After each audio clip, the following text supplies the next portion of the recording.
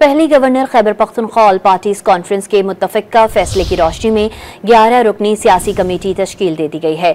सियासी और तकनीकी कमेटियों के मेंबरान का एलामिया जारी कर दिया गया। ये कमेटी सूबे की खुशहाली और सियासी जमातों के दरमियान हम आहंगी को फ़रोग़ देने के लिए अहम मामलात पर मुशावरत और राबताकारी के फ़राइज़ सर अंजाम देगी। चेयरमैन फैसल करीम कुंडी होंगे। कमेटी में अमीर मकाम सिकंदर हयात खान शेरपाओ, मौलाना अताउर रहमान, मियाँ इफ्तिखार हुसैन, मोहसिन दावर, प्रोफेसर मोहम्मद इब्राहिम खान, महमूद खान, परवेज खटक शामिल हैं।